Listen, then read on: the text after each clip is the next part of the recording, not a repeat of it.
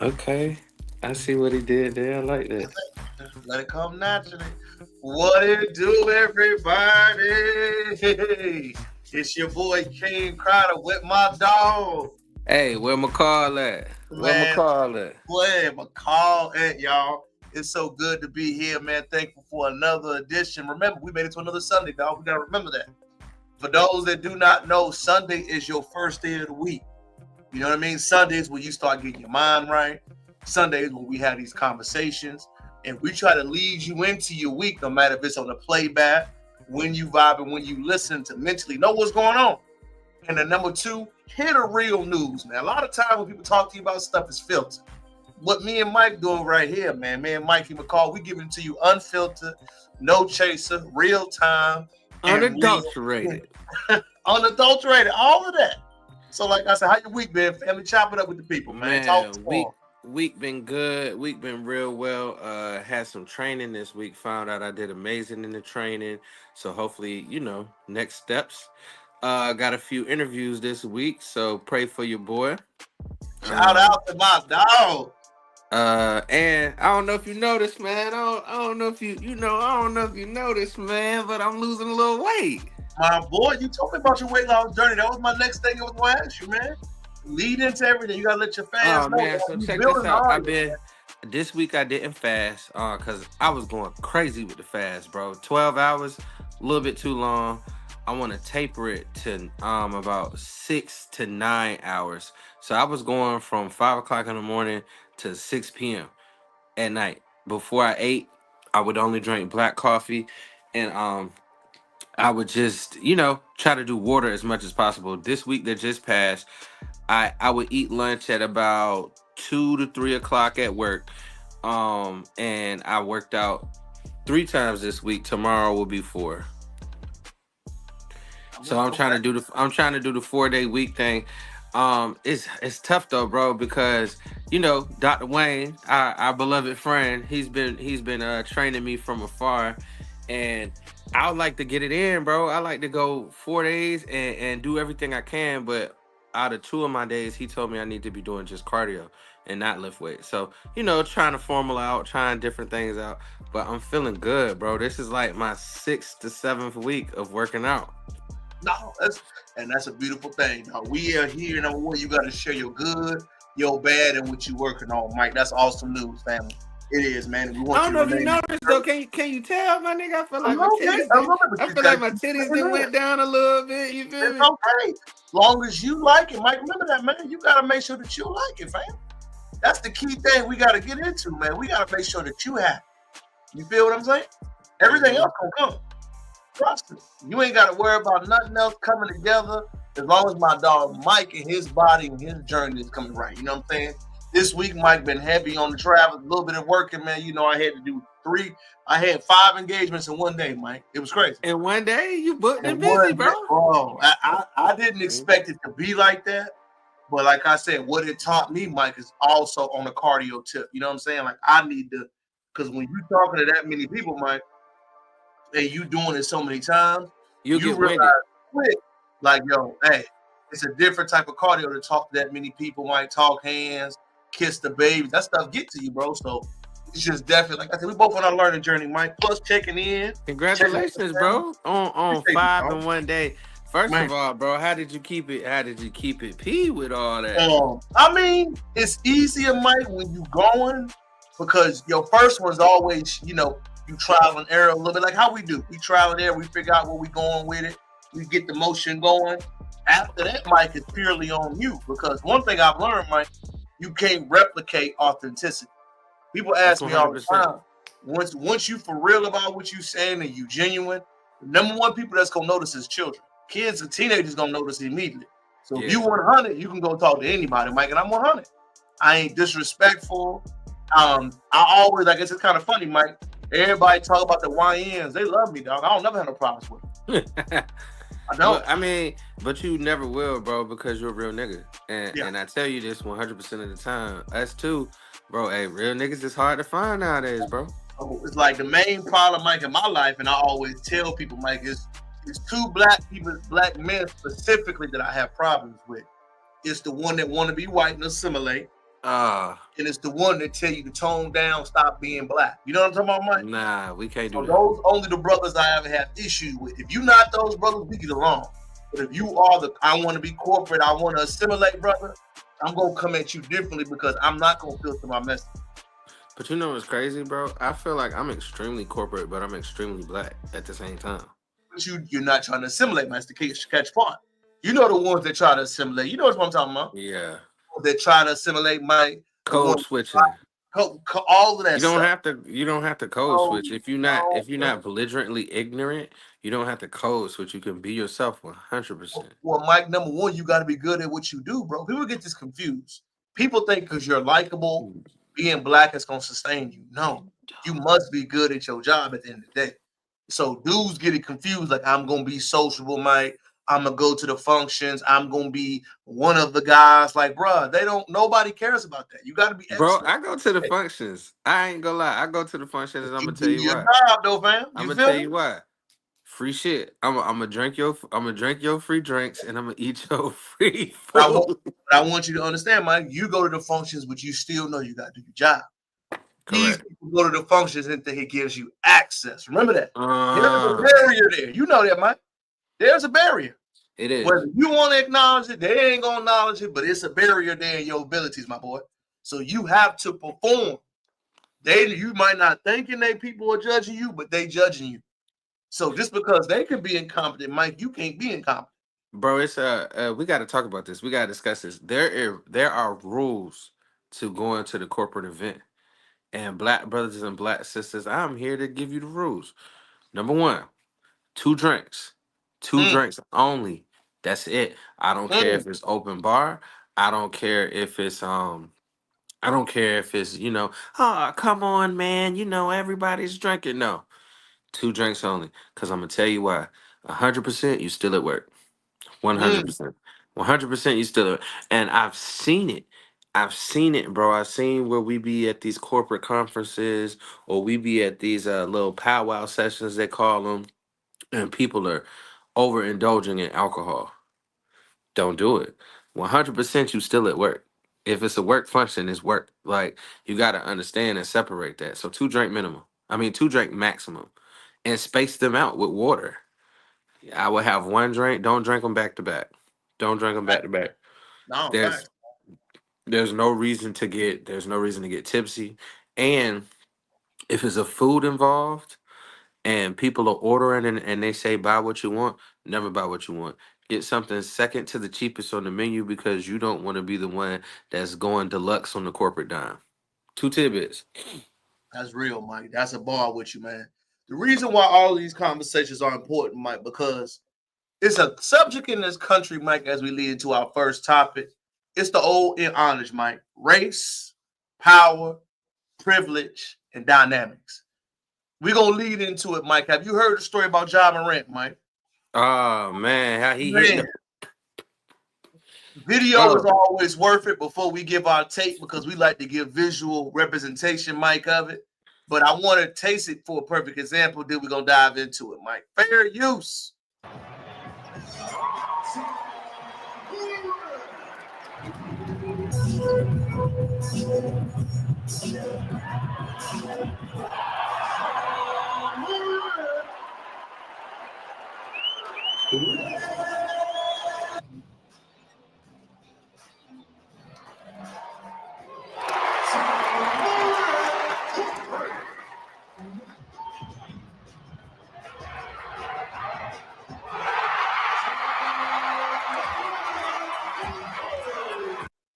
Mike, as you see it, what is your first opinion that comes to your mind visually seeing that?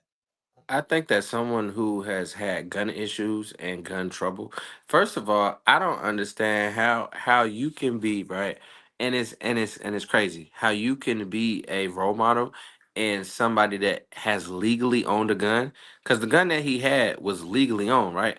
How can you get in trouble for taking a picture with a legal gun? But I do understand that the NBA is a league. The NBA has you have to be representing the league in good conscience at all times. But I see it two ways, right? One, These white boys be holding these guns when they in their hunting pictures and ain't nobody saying the goddamn thing. They be holding their rifles, they be holding their ARs, they be holding their MAC 10s, they be holding everything, and no one says a thing. I think it's kind of crazy that he got in trouble for holding a legal gun, and that's crazy. Secondly, John Morant, you have to understand the situation that you were just in. If you were just in gun trouble, you can't even make a gesture, my dog. You gotta be conscious, and it's all in fun and love of the game. But you doing too much boo boo boo boo boo, and you the one that had got in trouble with the gun. So I just don't think that's PR wise. Looking at it for brand wise, that's not on brand for you. That's not good.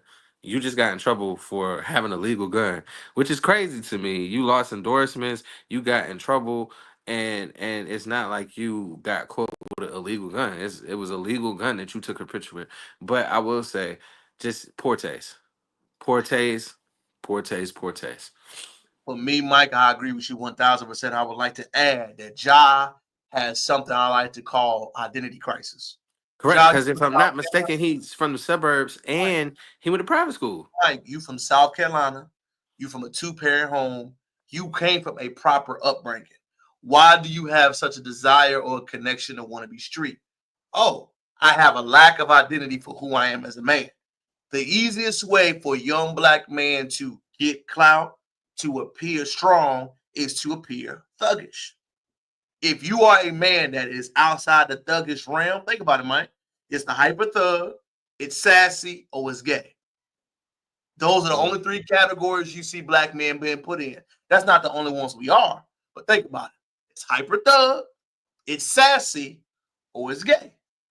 So as And a I ain't black trying man, to, I ain't trying to be in the last two at all. I know, Mike, but you got to think about it. Those are the imagery that most black boys hear. So John Morant, like you said, Michael, you're right, a role model, a millionaire, a representation of Memphis, Mike. Let's not forget, Memphis is Correct. a violent city. Correct. You have all of those things against you, and you don't have the self-awareness to understand, oh, they're trying to tamper that image, John. You can say that you got legal guns, Mike. He right. But when you are employed by somebody, Mike, as you led in earlier, you don't have no rights, dog. No. You are employed by that industry and you had the gun imagery multiple times. Ja, why does it hurt you? You may not understand. It already tells me, Mike, you can't tell him nothing. No, no, and you didn't learn from your mistake because if I got in so much trouble for having a legal gun and I ain't even, you know what I'm saying? I ain't get in trouble. I ain't hit the Plexico burrs. I ain't shoot myself. I ain't do none of that crazy shit. But I had a legal gun that I personally own for my protection and I got in all that trouble. I would be the last person seeing do any of that. Well, You Mike, can't even, bro, you can't even hit the three and blow it out like it's the pistols. let's go deeper. Ja, you're tattooed, you're dreads, Right. you're You athletic, you wear grills you wear grills. You fit the stereotype that of a is the nigga. image of a dude that is going through hard times. Correct. You feel what I'm saying, Mike? Let's Correct. not even go that way. Let's go with it, Mike. You're going through a guy that's been through traumatic situations. Ja, you don't have any traumatic situations. You may have situations you have to deal with because we know money causes problems too, Mike. But let's not act like you grew up in an environment that was unhealthy. You're a college brother. Don't forget that, Mike. You went to college. True. I gotta say this though, T, because I'm one that come from the suburbs. I am one that also I went to different variations of school, right? I went to very hood school, I went to private school. I will say this just to so people can understand though, like me personally, I'm not acting gangster thug, but I cleave to that side, I will say, because those people were real to me. The people when I went in the suburbs, they're not really real. The people, What it is, like like, it's family. It's mm, genuine love. correct. Most Black Americans that go for places with schools where it's integrated, you don't experience love. No, So when you go to the hood, they showing you love, they giving you hugs, and you're getting your culture that you should have been immersed in as a child. That's correct. what issue is. When you send kids to other schools when they're young, Mike, they crave that Black feeling, that community as they get older, which I Mm, understand, Mike. But the issue is for me, Mike, is that when you portray an image like that, Ja, in Memphis, in a city like that, either Yeah, you're ignorant, which is okay because you're young. He's 24, Mike. I get it. Two, you don't care because you think you're above it. Or three, Mike, you don't understand that it's a privilege to be in the position you're in. but he needs to understand heavy is the head that wears the crown. But, well, The last image I would like to produce in Memphis, because they already have killings, they already have extreme amounts of black on black crime, they already have extreme amounts of people looking disenfranchised, acting disenfranchised, and being disenfranchised. The one thing that he would, I say, need to do and have to do is portray something different so that they can understand and be uplifted. well, Mike, number one, you in Memphis, a poor city, man. You a Hmm. multi-million-dollar dude in a poor city acting gangster. Let me say it again, Mike. You a multi-million-dollar guy. Have you ever been to Memphis, Mike? No, no, no. Memphis, my sister lives in Memphis, Mike. Memphis is like Baltimore almost. I got you. It's poor. You a multi-million-dollar guy living, playing for a multi with a poor city, acting like the guys that are. You feel what I'm saying, Mike? It's just Yeah, that's like not cool. it's not. And either way, I'm gonna give him grace, Mike. You young, you might not know everything, but at the same time, for you to have that ideology, Mike, that it is. We have to, Mike. We're gonna have to do a series on this. The effects of sending kids to integrated schools, because the more and more we have not dived into that subject, it's a real deal right now, Mike. The Hmm. more you can, like, I'm gonna tell you something else, and God, I know I'm going sidebar, Mike. The brothers that go to integrated schools don't have that. You know what I'm saying, Mike? So when they getting out in this world, Mike, they trying to date, they trying to be around black people. It feels different. You feel what I'm saying? Hmm. And it's because of those effects that we went to those environments, and it's never been discussed. And Correct. John Moran is an example, man. And I think I'm the reverse because I ran to the blackness. I ran to, So, Mike, and it, you and I had think it overcorrected itself. yes, you had the period of being in it. Mike, I'm talking about. Think about the guys that go straight to that lane and never integrate it until you get to college. How many dudes you met at Hampton like that? Mm. I remember a lot. And remember how awkward they were. You They feel what was I'm saying? lame. They was lame It, because they was trying too hard. what? And I think, Mike, it's not. And I think lame is a word we use. But I just think about this, Mike. I think it's a disservice to send them there because they Hmm. don't have an opinion. They have no identity of self. Then when they try to date and assimilate around black people, it feels forced. You feel Hmm. what I'm saying, Mike? But again, Mike, your parents put you in those schools. Yeah, and it's a disservice because you're not, like you said, you're not getting nothing. You're not getting, Mike. Are you learning? Nah. Are you learning about you, or you learned about the propaganda? So what really helped you? It doesn't. So we think about it like, Mike, the old thinking was, I'm gonna send him to a white school, it's gonna be better, but it actually hurts the man, especially Correct. not just the woman, Mike, but the man confidence, socialization. Is so many effects that linger from that. They just have better amenities, but we could push for the same amenities. That's it, Mike. And like I said, I think John Morant, going back to it, Mike, is so many brothers that come from good backgrounds that aspire to be hood. Allen Iverson didn't aspire to be hood. He was. It didn't Right. feel forced. You know what I'm saying? Right. Ja, you can tell it's like, oh, I gotta be street, I gotta be dreads, I gotta be like AI didn't never did. You notice that, Mike? Like the Yeah, he guys was that really himself. come from the hood don't act like that. It's the brothers that don't that try to go into it. Take us home, Michael. Your final thoughts on that subject, man. I think it's a level of maturity that he has to receive within himself. One, you got to understand the environment that you're in, and the image that you're trying to portray. There's little guys out there wanting to be like John Morant, and I just think that the image that you're portraying and the person that you're being, you got to be self aware. And secondly, if I got in trouble for having a gun and it was legal, I wouldn't be making finger guns at anybody. Just because it's gonna be judged the wrong way. It could be totally innocent. We've all been athletic. We've all been in sports. We've all done things like that. And you know it's an athletic move. It's a move. But yes, it is a move, but that's not a move you should be making. Like, Well, Mike, we got to remember this too. It's a move you can make when you don't have a prior resume, Mike.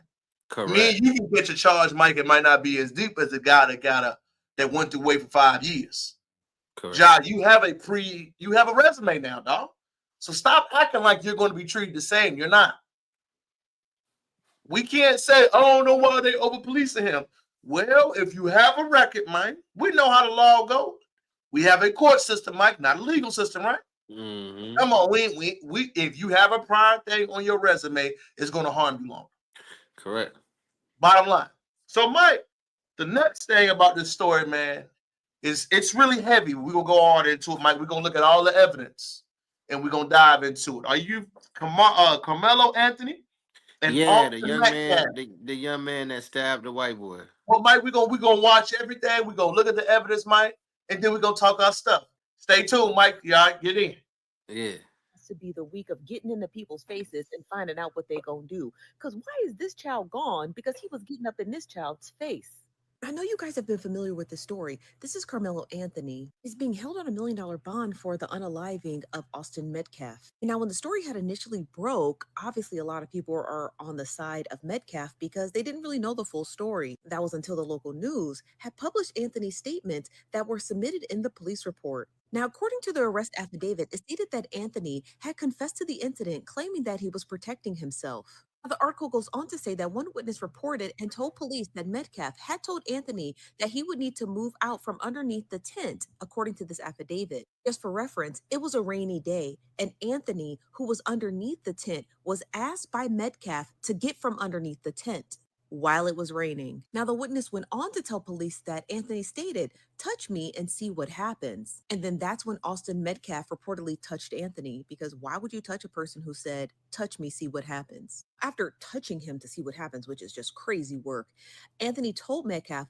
"Punch me and see what happens." Soon Oh after, nah. the witness stated that Metcalf reportedly grabbed Anthony to tell him to move, at which point the affidavit continues that Anthony reportedly pulled out, to the witnesses were called, was a knife and stabbed Metcalf once in the chest before running away. Now, after the incident, Anthony was arrested and his lawyers are claiming self-defense, which it sounds like, especially according to those witnesses, and they're asking the judge to lower his $1 million bond. Now, Anthony is being held in the Collin County Jail on a 7-digit bond, which is about $1 million, and he's being charged with first-degree unaliving. Now, after briefly meeting with his client, Carmelo Anthony, his attorney stated that, "I know that my client said it was self-defense, and I don't have any reason to disbelieve that, but I need to develop facts, talk to people, and figure out what's going on before I make a statement about what I think happened. I don't have any reason to think it wasn't self-defense at this time." Anthony's family has shared a support fund on GiveSendGo.com, and they've raised about $84,000 to their $100,000 goal.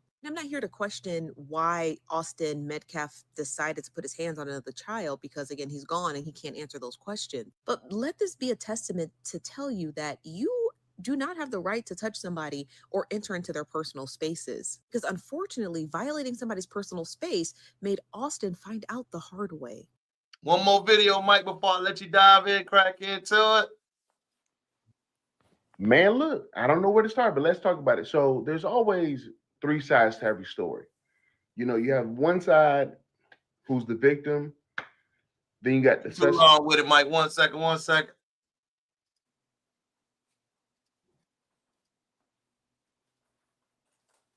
So you're saying that the police have come out and said that this story is fake and that you feel like Metcalf did nothing wrong. Whether or not the police have said that that story is fake could or could not be true.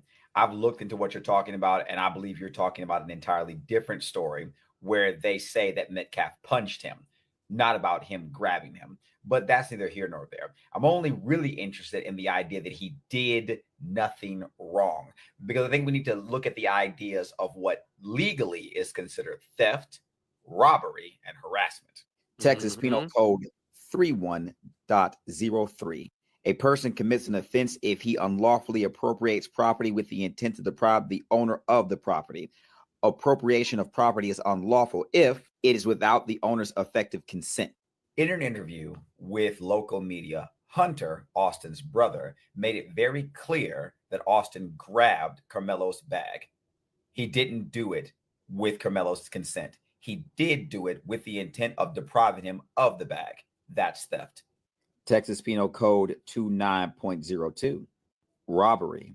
A person commits an offense if, in the course of committing theft as defined in Chapter 31, and with intent to obtain or maintain control of property, we're just going to skip to the second part, intentionally or knowingly threatens or places another in fear of imminent bodily injury or death. And that will be something for the defense attorney to argue. I would say that rolling up on somebody with your big brother or little big brother, I guess in this situation, telling them they have to leave, even when you're not legally empowered to do so, and grabbing their things likely puts them in fear of imminent bodily harm. Texas Penal Code 42.07. A person commits an offense if, with intent to harass, annoy, alarm, abuse, torment, or embarrass another, the person initiates communication and in the course of communication makes a comment, request, suggestion, or proposal that is obscene, threatens in a manner reasonably likely to alarm the person receiving the threat, to inflict bodily injury on the person, or to commit felony against the person, a member of the person's family, household, or the person's property. For this one, we actually have to look up the definition of harass, which is first defined as to annoy persistently. Secondly, defined as to create an unpleasant or hostile situation for, especially by uninvited or unwelcome verbal or physical contact. If we consider the legal definitions of both harassment as well as theft, in direct comparison to what Hunter said his brother Austin's actions were, they seem to line up. So the idea that we can say that he did nothing wrong doesn't make any sense.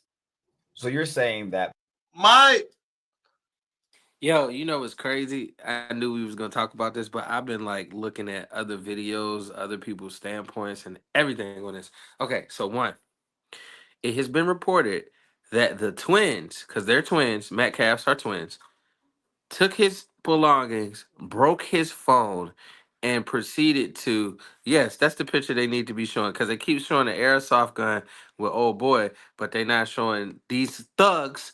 That's what they are. So this is what happened. They were at a track meet. Karmelo was an athlete running track. A coach told him to go to the tent where he was at. Secondly, the twins were underneath the tent. Twins said, "Hey, get the fuck on." You yada yada yada, whatever. Somehow try to jump my boy. Somehow phone was broken and backpack was taken. Right. Then twin A, bang bang bang, stab, now dead. To me, it just, and God rest the child's soul and all that. But it sounds like a big case of fuck around and find out. Cause one, Carmelo Anthony is smaller than these guys. These twins are upwards of 200 pounds plus. Look at them. They're athletic and they play football. They look like thugs with ARs right now. But they keep showing a picture of the young man with the gun. He was a 4.0 student. He was a student athlete, also one of the captains of the football team. And I just think it's a bad situation because now two lives are ruined. Well, lives are ruined. His life, the twins, and the boy that passed away. Life ruined. Correct. I just feel like we have to, when it's white versus black, we have to stop spinning the narrative. Oh, he did nothing wrong. Nobody is just gonna up and stab you, because you got to think about what stabbing is, right? Stabbing is different from shooting. Stabbing is more of a personal crime because you have to be up against that person, and the amount of force you have to bodily injure somebody with a knife is tremendous. I've done research just because I knew we were going to talk about it. Stabbing somebody is a personal offense. It's a personal murder when you kill somebody with a knife, and it takes a lot of force to puncture and go through the body with a knife. You have to physically jab and insert the knife, and it will puncture through and make a wound. But you have to have exerted enough strength and force.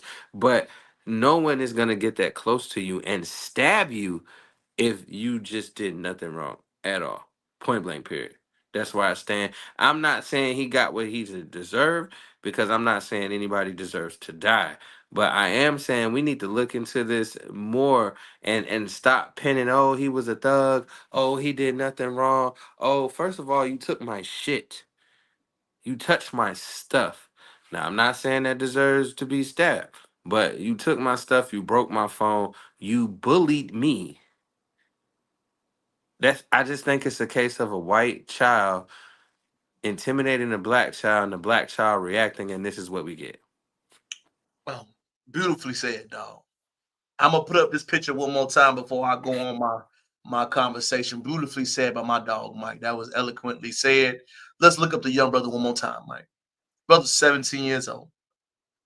Track star, athlete, committed, obliging by orders, Mike, respectable, attempting to protect himself, gave a vocal warning, and Correct. acted upon his actions. But Mike, let me get into myself right quick, Mike. Let me lean into the camera when I say this, Mike. So it's cool when you do it. That's Daniel Penny Right. that choked out the brother on the train because he was scared. It's cool when you do it. It's a problem when I do it. Let's show it again, Mike. We know the other brother, other guy, years ago, same act, Mike. It's cool when you do it. Right. It's a problem when I do it. I was in fear for my life. Mike, I thought you stood your ground. Right. I thought I needed to protect myself. Ain't that what George Zimmerman got on? Correct. What's the difference? What's the difference? None whatsoever. Let's tell the truth. The He young black. boy, correct, Mike, 1,000%. He protected himself, man. Let's stop acting like the other dude was innocent. He wasn't, y'all. You don't aggressively go to a tent. Mike, don't forget that one detail the young lady said in the first video. While it was raining, Right. and say, you get out the tent, who you, Debo, bro? Right. And the brother said, if you put your hands on me, it's going to be a problem, and you proceed to put your hands on someone? We got to understand who owned the tent. The school owned the tent. The tent is school property. Mike, it don't give a damn who owned the tent, Mike. You don't tell somebody to stand out in the rain. Right. Why is raining? Who do you think you are, bro? Right. And like you said, Mike, the ultimate response you said tonight, Mike, that you killed it on, don't let your mouth write a check that your ass can't cash. 100%. That man said, don't put your hands on me. You put your hands on him. Everybody don't fight the same. Nope. Everybody don't react the same. Everybody don't respond the same. When you in this world, fellas, this is talking to the men right here. When you in this world and you disrespect another man, you cannot tell him how to respond. That means he could shoot at your mama. That means he could put his hands on your girl. That means he could disrespect anybody else to get back at you. Stop thinking everybody fight the same, because they do not. You know what I'm saying, Mike? If I disrespect Mike and Mike respond back to me by getting at one of my family members, I got to know that's a possibility for putting that energy out there. Stop acting like there's rules to this. Ain't no rules to this, Mike. Everybody do not respond to disrespect the same.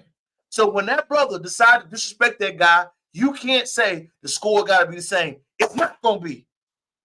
But it was 2 against 1. That's what they're not talking about, bro. That's what I'm saying, Mike.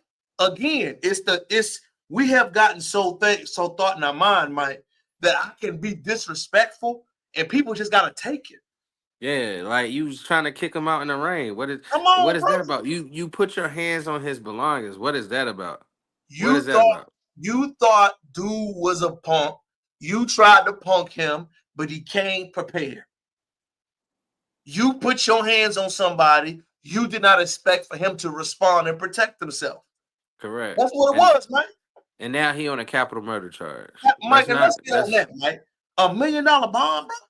He's a child. Mike, no case, no prior case, $1 million bond. Why is he? You only do that for people you consider flight risk, and it has an immense amount of wealth. And Mike, we got to talk about this. We got so many cases that we see all the time, Mike, about situations But we got to understand, we see this type of thing all the time, Mike. And let's go ahead and show another image, Mike. And and you know, we always get with the facts. Me and Mike get with the facts here, Mike. Wasn't Buddy doing the same thing when he killed them people? Nah, hey, but the crazy part is he took a gun from across state lines. Mike, He felt that he was pro. There it is again. You know when a white man say I'm protecting. Mike, what's the difference? Didn't the judge get on the stand and say, "Hey, I need to protect him"? Let's look, Mike. Let's go through the photos. Didn't the brother have a gun? He killed people. He killed a few people. Come on, man. What we talking about? And got off. What we talking about? With law enforcement? Huh? When do black kids get to do that, Mike?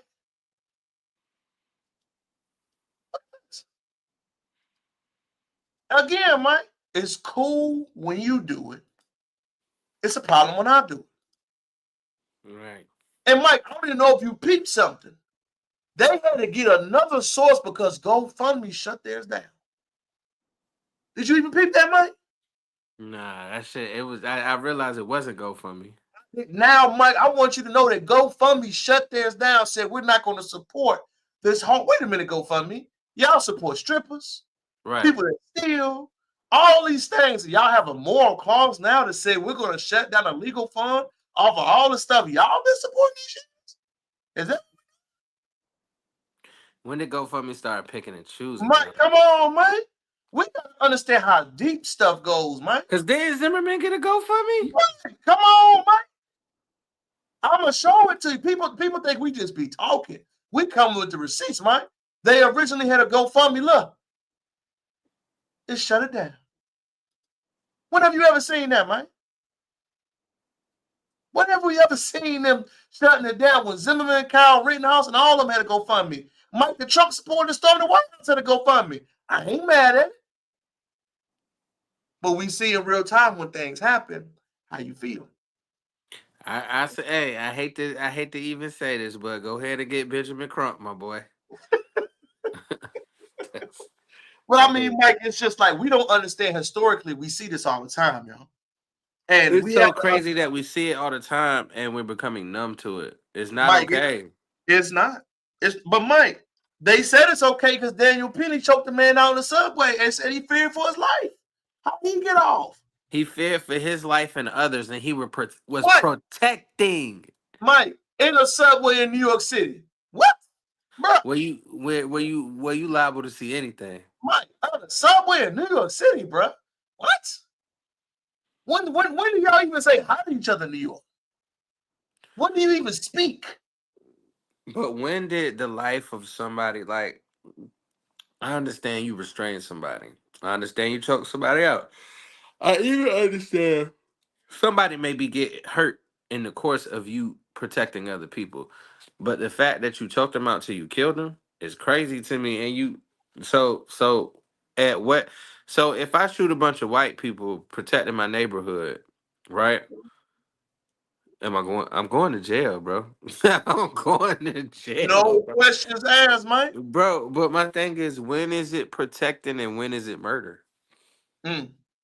How can you interchange the two? Because me personally, from where I'm sitting at, Carmelo Anthony was protecting himself. You on fire, Mike. Mike, we know it's a difference, Mike, when the rules, number one, we got to stop acting like we live in this. But this system was never made for us, so we can't expect it to ever come through. Mike, we don't have a what? We have a what, dog? We don't have a justice system. We have a court system. And until we get that in our spirits and we understand that, Mike, we won't have an issue. And it's deep. And like I said, we're not saying we're not sad about what happened to the young brother. We are sad what happened to him, how he lost his life. But we have to understand that in real life with people, y'all, you don't put your hands on nobody. You don't disrespect nobody. And you don't tell nobody how to fight back. You got to understand, fuck around and find out is a real thing. It's a real, when did it not be real, man? It's a real thing. Real. And like I said, I'm not saying that it was okay to stab somebody. But if I warn you and I say, hey, don't touch me, and you touch me, if I say, hey, don't hit me, and you hit me, I legally have the right to stand up for myself, bro. Man. Well, Mike, I'm gonna say it again. Cause I would have It's shot cool Buddy. when you do it. It's a problem when I do it. Let's go ahead Bro. and say it, man. That's Bro, what it is. Cause I'm gonna be honest with you, bro. I probably would have fucked Buddy up too. You disrespect me, you put your hands on me, and I just gotta sit there like, all right. Nah. It's black and white to me. Buddy messed around. Buddy found out. Sorry he lost his life. Maybe manslaughter, Mike. Maybe. But it Right. should be self-defense. Not capital murder. He should be out 3 to 4 years. And it was 2 against 1. Manslaughter. Texas, Mike, it's in Texas. Texas, stand your ground state. So he might not do no jail time if the laws come about it. Hey, he gotta have the right lawyer, but you gotta understand this. A black person still killed a white person. It's gonna be some type of justice. And Mike, once we're talking about it, we gotta understand in real time, bro. When shit like this happen, it's just reality, bro. But I'm glad he stood up for himself. I'm glad he understood that I'm not gonna take this. I'm sorry that his life has to be the way it is, but he will not regret standing up for himself. No. He won't. He won't. Mike, our next subject, man, it's been crazy this week, man, as me and Mike wrap up that final thoughts on that one, man. Mike, if you did not know, there was an article released about Howard University undergraduate campus. Damn. Did you know, Mike, in the year 2025, what was the enrollment for freshman black male at Howard, Hampton, and all the HBCUs? If you had to put a percentage on it, what would you say? I'll make an educated guess. I'd say approximately 35%. 19.3%. Woo. 19.3%. So that means straight Mike. women in college. Mike, so a conversation was started. Why are black men going to college? Before we give our take on it, because we are on the other side of it, let's listen to some research. You know us, Mike. Let's make sure we educate ourselves, because these brothers, we're pulling up on our 10-year anniversary. And let's hear some perspectives. All right? Fair use, Mike. Fair use. Fair use. Everybody talking about this topic, bro. And trigger warning right now, because this might come across a little rash or a little hasty. I don't really care, because it needs to be said. And this conversation about the whole black men going to college thing, this is just turned into, I could tell exactly what it's turned into. It just turned into we're about to berate, degrade, and bash the black men parade. Just like I do all 7 days of the week, twice on Saturday, because I got time. Look, bro, first of all, the reason why black men don't value or they just simply don't want to, y'all know that starts at home, right? Let's go ahead and act real quick, right? Let's go ahead and just start the scene. Jarquavius Marshawn Jones, sit your stupid ass down. That's how like 50 to 60% of black women are talking to their black sons. Citrus, you look just like your damn daddy. That's how y'all be talking to y'all black sons, bro. And then y'all wondering why they're not emotional intelligent. Then you wonder why they grow up mad and angry. So then what's your next outlet? You're going to put them in sports, because you know that now they're 10, 11, 12, they're getting a little bit too big. Your little whooping's not doing nothing. So now you have to put them in a contact sport in order so they can try to emotionally regulate. Oh yeah, I'm about to put you in football. I'm about to put you in basketball. You need to get in some sports. That'd be the first thing that happens, bro. And I live that, bro. That's literally what happens. And then number 2, y'all act like going to school, like black women. Stop this whole classism superiority complex. Anybody can go to school if they are taught the right skills. The last 20, 30 years since the movie The Barbershop, since Tyler Perry's Why Did I Get Married, since all the little Madea plays, has been black women be independent, don't need no man. Black women, go get your money, don't worry about no man, don't rely on no man out here. Don't rely on no man. That's what all Generation X, all the millennials told y'all. So y'all naturally grew up and y'all whole focus was, I ain't about to go to college, or I'm about to become an esthetician, I'm about to do something, I'm about to get some money, and I'm about to get away from black men. The reason why y'all don't get targeted as much, because y'all are not a threat. Look what happened to Malcolm X, unalive. Marcus Garvey, unalive. Bob Marley, unalive. MLK, unalive. Because when black men get education, we are a big threat. You know why? Because black men, we have the societal pressure to take our family with us, and we're not seen as valuable until we give back to the community. Black women, on the other hand, women in general, that's not a responsibility for y'all. Y'all are the weaker vessel and the more emotional vessel. So also y'all can get further while being more emotional and have less emotional regulation. Hence is why you see a black woman on a register or a black woman in places of customer service, and she can have the nastiest attitude. But if a black man of her same counterpart has their same attitude, he's not even getting, they're not taking him serious in an interview. He's not getting the job. So we actually have to try harder than everybody. And this conversation is proving exactly that. So, and then the third thing, these teachers since 2020 have been on this app telling you single black moms about how the black man's at reading and comprehension level is falling behind. Who are most of the single parents? Black women. So if we're going to sit up here and berate and bash black men, let's shed some light on the full story and what's really happening in that home. They're being woke up. Hurry up and get y'all ass up. Go to school. That's how black men are being woken up. Yes, don't get me wrong. Yes, is it happening in the black women? Yes, are there black women who are jealous of their daughters? Absolutely. But at the end of the day, black men are going to harbor that a lot more because we're expected to help the same mom and the same granny, the same auntie, whoever we're staying with. We're required to turn around at 17 and 18 to help them. Also, black women, for women in general, it's acceptable for society, for socially acceptable for women to be broke. Black men have to have money. We have to have money. Men have to be able to provide. And if you're not providing, you're seen as broke, destitute. You're not worth my time. That's what y'all have been telling us. So now it's all of a sudden, it's a surprise when junior year come around and SATs come around and apply for college come around and FAFSA applications come around. We don't know how to do none of that. We don't have an ecosystem to help us do none of that. Do you understand that? And then, like I said, there's no emotional regulation. You didn't have any black man in your hood, in your society, to see them pay rent, pay bills, and do this, especially legally. So, of course, we're not going to be able to achieve the same things that y'all have, though, while being in the same household or in the same communities. Don't you get it? It's very simple. If you have your same sex counterpart in the home playing their part, it's going to be way easier to do that because you've seen it. Humans are visual creatures. We're creatures of habit. So if we didn't have a black man there for 18 to 21 years, why would we just wake up junior year and just be able to start doing all this magnificent stuff y'all talking about? We keep talking about college and graduate programs. We have to start at K through 8 first. We ain't even about to get to high school. Let's start at that. Black men have the highest dropout levels for middle school and high school, but nobody's talking about that. Who's responsible? The same black women that were responsible for laying down, having said kids with these men. So we're not about to sit up here and just try to bash black men, or they just simply don't want to.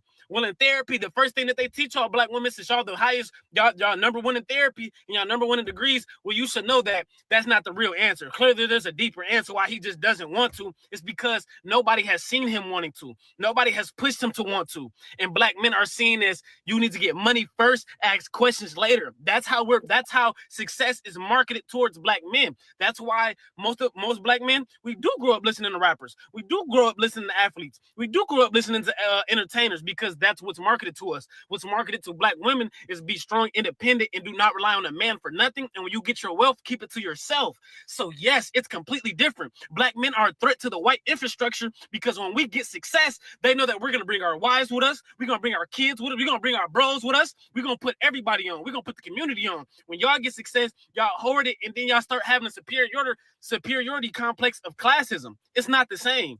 So don't try to get on this app, bro. We're not about to do that, bro. And like I said, it's trigger warning. I don't care about how you feel. You can put your thoughts in the comment. I don't care. But this will be the last video I'm posting. And after this, I'm just about to sit on the sidelines because this is crazy. And it's lunacy. Trying to just act like black men, we're just all lazy and stupid. It's insane. When y'all know damn well in them inner cities, when them kids getting off the bus, who are they listening to? King Von all day. These women don't have the emotional availability because they're a single parent taking care of 3-4 kids. They don't have the time to sit down and have a one-on-one with their son. What are y'all talking about? Just acting like niggas wake up at 16, all of a sudden like, yeah, bro, I'm not trying to do this school shit. Bro, they had that shit made up since they were in 5th, 6th grade. What are we talking about? Y'all crazy. I'm gone. Mike. Dog. Take off, baby. I don't even know what immediate thoughts, man. Start from anywhere. I don't even know what Start to say. from anywhere. It's a deep topic, bro. Hey, I agree, D. He is absolutely right. Brother was chefing. Bro, you know what I'm saying? He cooked up so good, bro. He had me speechless. Like I just was like, you said it. You got it, big dog. Hey, Mike, But another comment. The music and inspiration push man all about the streets. He is completely right. the music, and that's what hurts me the most, right? Is no positive music. Is no positive music. We went from drug dealing to doing drugs, and now it's just I'm gonna smoke this nigga, I'm gonna kill this nigga, I'm gonna ride up on this nigga, get it back in blood for this. He is absolutely correct, and I would say that the white man has done his job. Correct. I applaud them. It took a long time because brothers in our generation was going to college. 19%. Do you We had know how many? College Hill, Mike. We had College Hill. When has it ever been anything like that, Mike? Since 20 years. That was 25 years ago, Mike. Don't forget that. What do you see on TV now besides hood fighting? That's it. College Hill was 25 years ago, Mike. You gotta remember that. That's crazy, boy. Right. I used to talk to a jank that was on College Hill. Mike. Think about that, Mike. Where is the conversation even about doing something like that now? Man, You know what I'm saying? but I say this though: if we not gonna go to college, we need to go to trade school. We need to go to Votech. We need to go to the apprenticeship programs. We need to go to barber school. We need to go to the welding academies. We I'm need with to it. we need to do these things. But he is absolutely 100% positive. Like black women, we need to start not nagging these black boys, not putting the hatred that you have upon their fathers on these black boys. We need to start nurturing, molding, and loving these black boys into education, into apprenticeship. Because I'll be 100 with you. My parents spent a lot of money on my college education, and if it wasn't for me being smart and being able to use it in different ways, it would be just a piece of paper that I got to make the family proud. That's real, Mike. That's real. That's a ball. But I'm not gonna push my kids to go to college. I'm gonna push my kids to be entrepreneurs. I'm gonna push my kids to have create a need and uh um manifest that need to be a demand. That's what we need to be teaching our kids. Not go to school, go to school, go to school. If you want to go to school, I have no problem with you going to school. But you gonna either go to school. In my house, you either gonna go to school, you either gonna go apprenticeship program. That could be barbering, that could be electronic IT, that could be any type of apprenticeship. But you're gonna go and learn something because you're gonna need these tools in life. But college taught us all our social skills. College was like the in between time of being grown and being a child where you could make mistakes. It was a great time. It was a great time. Can I Now, say something, Mike, before you get to cooking? No, keep cooking. I'm gonna let you go, fam. Because I would just we say are this. timing in when it's on. I would just say this that we have been infiltrated. We have been infiltrated from the land before we could even fathom what infiltrated was. But we have been infiltrated to not have fathers in the home. Ladies, you laying down with these men and you being baby mamas, and if it doesn't work out, it doesn't work out. Okay, cool. But these little boys still need a positive black role model in the house. Deep, 100%. deep, Mike. I'm gonna go. My dog Mike went to the deep point. I'm gonna go to the raw numbers, Mike. Let's do the math. The average cost of college, Mike, is $47,000 per year. Average. Right. Times that by 4, Mike. Let's do rough math. You mean to tell me, Mike, right now, at the age of 18, man or woman, black or white, no matter. If you don't come from a fluid family, if you are not studying STEM, Mike, is it worth going $200,000 in debt? No, it's not worth it. If you are not going to be a doctor, engineer, mathematics, some specific higher end skill, is it worth it, Mike? No, it's not worth it at all. When we're having this conversation about college, we got to frame it that the world that we lived in, Mike, even 10 years ago is not the same. We are trying to push young boys. We got to understand, Mike, what I'm hearing, when I see that thing, why are we letting young girls that come from economic backgrounds go to Howard, Mike, which is charging $67,000 per year, Mike? Mike, that means when she gets out, Mike, she will be $250,000 in debt.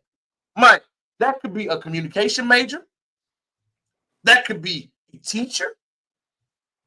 That could be anything, Mike. Before you step foot off the campus, Mike, you will be $200,000 in debt, Mike. And that's crazy because the debt to income ratio is screwed. It's And Mike, huge. I want you to think about this too, Mike. Let's add more. That's before you get your car. Correct. That's before you want to travel. Get a house. That's before you get a house. As a man, is that person economically good today? No. We're not, Mike, we're not even teaching life conversations. What the goal we're teaching right now, we're arguing and having a debate why black boys ain't going to college. Why do they need to go if you're not going what you're going for? Right now, Mike, college is an outdated system, Mike. Me and you both college graduates. It's an outdated system. We're not saying don't go. We are saying right now the cost versus benefit analysis is not worth it. Howard has 80% women going. I want to know, parents, are y'all making enough money for Howard's tuition? Boy, they all better be on scholarship. And you know they not. And Mike, I want you to think about this again.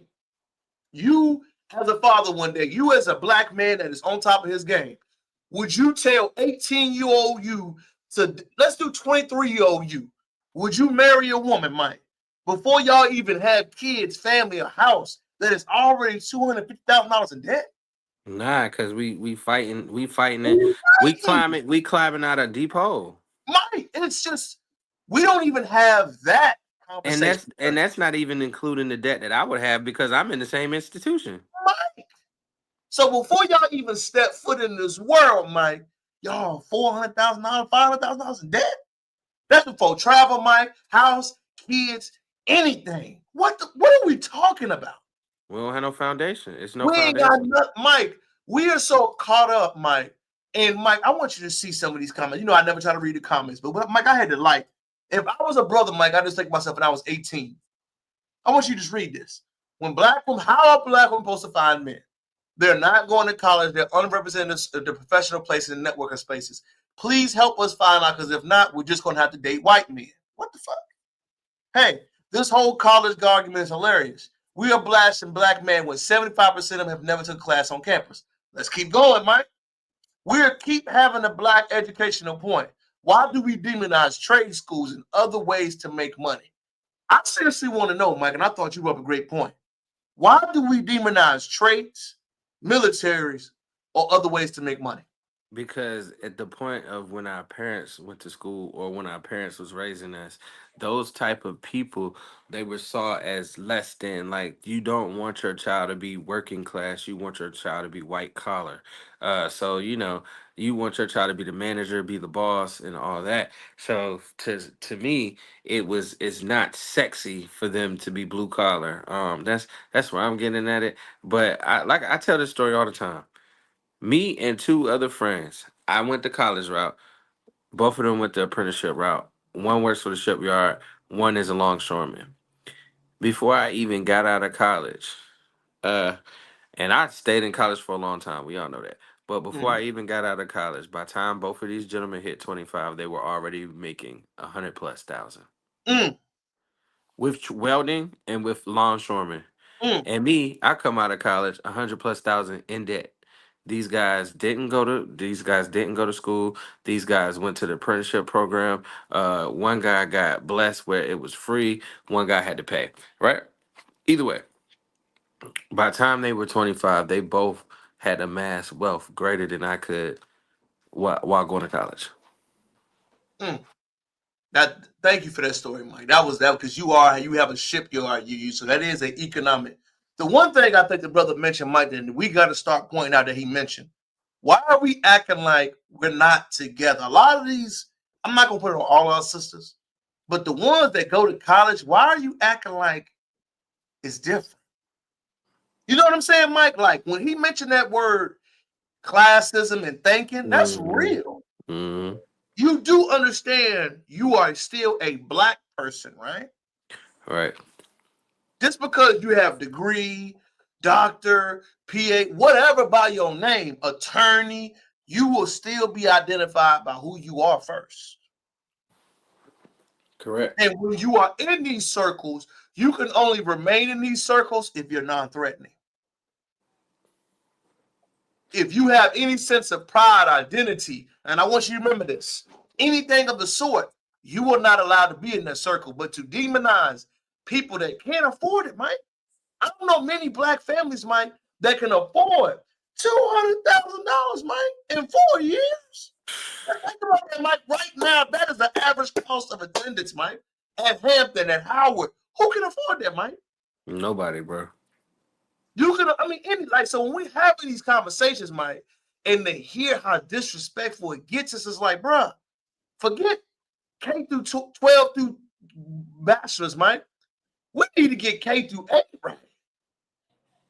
And my thing is this too, Mike, and you know, this is always me. The college numbers are going to continue to go bad, Mike. I'm not pushing my kids to go. Mike, you pushing your future children to go? I mean, they gotta go to. It's not the first thing I'm pushing. They gotta get it. They gotta either apprenticeship, entrepreneurship, military, education. Mike, again, you see what you just said. And then you're gonna have to pay for it yourself. Cause Mike, I mean, what my father did for me was great, but you got to think about it like that. Like, damn, that nigga took on hella debt. And what was the benefit for it, Mike? For me, and we gotta remember that, Mike. And I will say, if I wouldn't have messed around, right? The benefit, or I saw what he was trying to do. He was trying to create generational wealth. Hey, you won't have to be indebted. You can start out clean, fresh, but I don't necessarily know if that's a good thing, because I fucked around. I fucked around big time on my dad's dime, and I will admit it, and I'll apologize to it every step of the way. Mike, tell me the 18-year-old is not. But I tell you the truth, when I paid for it myself, I was on Dean's List. I graduated with a 3.9 GPA because I paid for it. You hear that, Mike? Name me the 18-year-old to 25-year-old male that's not. That's mentally prepared, Mike. Think about that for sure. We got to have that conversation, Mike. Name me the 18 to 25-year-old male that is in college that is focused, ready to pass. Name them. I just think it's a setup too, because like you said, bro, now I'm disenfranchised 100 racks. Mike, 200 racks. Correct. Remember, Mike, it's 47 cost of attendance, Mike. We ain't talking about food.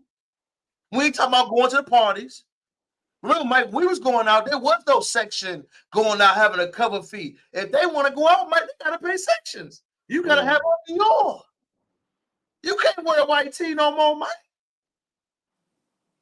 Remember, you got to think about all of that stuff, Mike. You can't wear a black tee with the hat, Mike, and still be considered fresh. Right. Yeah, you got to have on Louis. Right. Remember, all of those standards are being pushed, Mike. If you're a freshman now at Hampton, the standards that we can live by, you got to be going by right now. So, like I said, when you hear that type of stuff, what up, B? It's like when you hear that type of thinking, it's like people don't even understand. Like, bro, I couldn't even imagine. So, like when I hear these subjects, man, as a college graduate, it's crazy to me. This is absolutely absurd. And the thing of college, like, why is it still a thing? Why, Mike? It is an ego thing, Mike. That's the only reason why it's still a thing. Because I'm gonna tell you, like, me personally, Mike, I'm getting sick and tired of people that went to college acting like you're educated. If you are not constantly updating and reading yourself and staying intellectually honest, Mike, if I earned something 10 years ago, Mike, am I still educated? No. If I asked you about the Karmelo Anthony Austin Metcalf thing, Mike, are you educated if you don't know what's going on? No, I'm not. And a lot of people. You're way more on point, Mike. How much more you been on points the podcast been rolling, Mike? You've been on point. True. You know what's going on.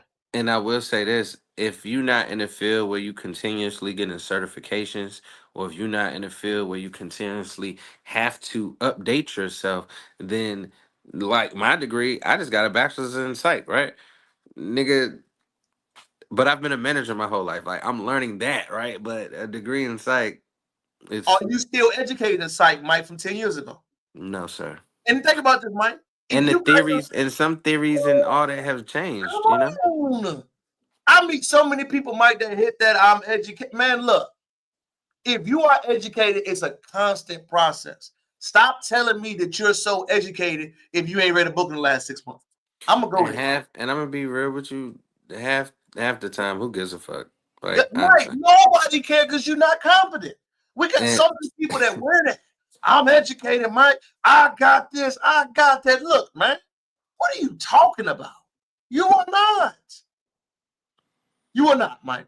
I There's mean, it no really way, don't. It really, dog. I applied for a job and they was like, "We need your college transcript for what?" I haven't been to college in 10 years. bruh. And just think about that, Mike. 10 years has been passed, Mike. Anybody that got a degree like we did, Mike, do you think you are educated? I want to know when they hear that, what do people think? Bro, I'm just confused on why they want a college fucking transcript. Okay, so imagine if I graduated college like 20 years ago, right? Or if I was Bro, older, right? Like I was my parents' age or some shit and I'm applying for a job. So you mean to tell me you want my college transcript from it's already absurd that you want a college transcript from 10 years ago. Like what you gonna do with that information? what does it Why matter? does that information matter? That information is not gonna help you determine, okay, he made Dean's List 10 years ago. We're gonna give him the job. When you think Bro, about it, bro, Mike, I stopped applying for the job when they asked for the transcript because to me it's very asinine. Like, what are you gonna do with this information? Okay, he had a 3.9 in college. I ain't been to college in 99 years, dog. Mike, So what does it mean to you? What does it mean to you? it is too much emphasis placed on it, man. My opinion, Mike, is But why it do they even give a fuck, real, about what I did 10 years ago? because it is a hierarchy, Mike. We not us, Mike. We don't look at it like that. I'm learning, Mike. A lot of college people try to act like it's a hierarchy. I'm telling you, they act like it's a hierarchy, Mike. They act like I went to college. It makes me different. What college is, Mike? Let me put it in perspective for most people. No disrespect. No disrespect, Mike. College shows that you can complete a task from A to B. It It doesn't judge shows you. competence. That's it, Mike. Hey, It doesn't judge. it shows you can assimilate to the system. Mike, you can assimilation, Mike, and complete a task. Mike, it doesn't give you relationship skills. It doesn't give you interpersonal skills. It doesn't give you social skills. It doesn't teach you how to sell. It don't teach you nothing about business. You have to learn that with your experience. So let's stop acting like because you went to college, you are skillful, expert, or qualified for things. You're not. Mike has had to develop himself, reinvent himself year after year after year. I have to reinvent myself, do things year after year after year. Stop telling me you earned a degree 10 years ago and it has weight. Bro, What the fuck are you talking about, bro? I'm gonna start asking people for they transcript. Mike, it just, and you know what it is, Mike? And I'm gonna be disrespectful when I say this. I've met people that went to college 10 years ago and they ain't did shit, and that's what they lean Still on. ain't did shit. Mike, you ain't actively trying to do nothing. You ain't experiment nothing. You ain't trying to do position. You ain't reinventing yourself. You ain't trying to lose weight. You talking about what you did 10 years ago, nigga, like that shit means something. Bro, Bro, I know niggas, I know damn, this gonna sound so fucked up. it's not. I know niggas that was the drum major in college, right? And that was it for them. And they be like telling people like, yeah, I was the drum major. Like, who gives a fuck, nigga? That shit was 30 years ago, nigga. Bro, when I hear Mike, it kind of, I look at him sideways because I'm just like, bro, you still got to be doing something. You still got to be reinventing your stuff. You still got to be fighting. I'm gonna You tell still you, got to be putting the reps in. I'm gonna tell you where this has hurt me the most in my life, right? All Mm. right, so and I'm gonna tell you who hurt me. I'm gonna tell you who hurt me, right? So as you know, at a very young age, I was a professional musician in an orchestra, traveled the world, right? Played for the Pope, yada yada yada, a bunch of different shit, Kennedy Center, all that. Our friend Wayne was like, "Okay, bro, stop telling people that you did that. Like, You did that shit as a kid, bro. That shit is gone. Like it's gone. Did he not tell you the truth though, fam? And it hurt me so bad when that nigga said that, bro. Cause that nigga was like, bro, you're not doing shit with music right now. Like at all. Like, so stop. And Mike, did but he it's the not keep it truth. a powwow? And I'm gonna be honest with you. I'm not a professional musician right now. I'm not recording on the trombone right now. I'm not doing anything. So I mean, great. It was accomplishment, right? But if it's not in the meantime, between time, it really don't mean shit. It don't It's just mean something. shit. It's just something we say to like brag on ourselves. I have done this. Mike, again, Mike, what are you doing right now? And You know I ain't what gonna lie. bothers me too, Mike? And I'm gonna rant right quick, Mike. I have niggas that try to get at me, Mike, and I'm doing more right now than they did the past 10 years. I have niggas that go to Hampton with us, Mike. Oh, Terrell, I'm doing this. Bro, what you doing in your city right now, cuz? What you building right now?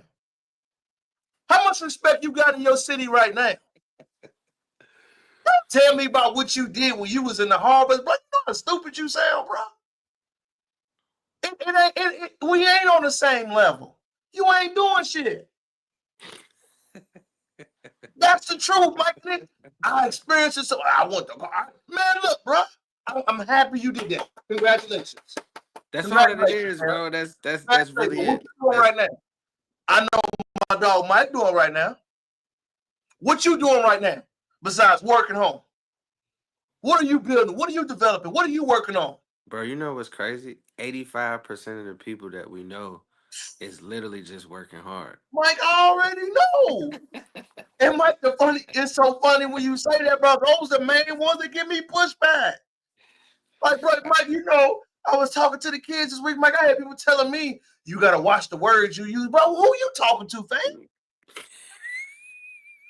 They like me to come because they like to hear what I got to say. Where yours at? They ain't asking you to come, fam. You know what I'm saying? Like, for real, like, wait, I'm not even at that level where we even got to be bragging about. No, it's Well, because bro, it's where is your video? Where is your tape at, bro? Where's your speeches up? Where is your street, Mike? Where is it when you post a flyer, you get 25 men to come out in your city? Where is your group you started from scratch where other brothers come support you off the strength of your name? bro, it's crazy because we live in the past, dog. Bro, and it be mostly the college niggas that argue with you about it, bro. Like, I'm not trying to be disrespectful. Like, congratulations, bro. It was something we did. Congratulations. Right. But what are you doing Correct. right now? Because if you stand stagnant, that shit is whack, bro. Bro, and Mike, like I said, stop trying to have a conversation if you not doing nothing. I can't believe somebody had the nerve to tell you watch your word choice. Man, Mike, I can tell you, and it's kind of funny, Mike. I just give it to wifey, man. She be like, Terrell, I can tell y'all starting to get big because you really starting to get haters. Bro, you better let me know who it was so I can go after them. I got you, fam. I got you. But I mean, it's the truth, though, bro. But Mike, you got to understand, that's the little comments you get. Yeah. I don't take it personal, Mike. Hey, somebody said this to me. Oh, I see you doing a little podcast. Why us as black folks, bro, gotta do it. Gotta do it. Why we gotta Mike, do? Guess what, Mike? Where your little joint at? I always ask that follow-up question, Mike. Mike putting in his reps. He getting his social equity. Mike learning how to promote himself. Now, when you go on somewhere, Mike, you know how to talk your shh because you do it regularly. Haven't you noticed it's been helping you, fam? Yeah, and you know what's crazy? See, what people don't realize is I'm used to being in the background. And this is helping you immensely, dog. Look, I want you to look at your day one Mike compared to now. This is me in the forefront. I'm used to being a background guy, used to being an engineer, used to sitting there humble just with the skills. Now this is me popping my shit.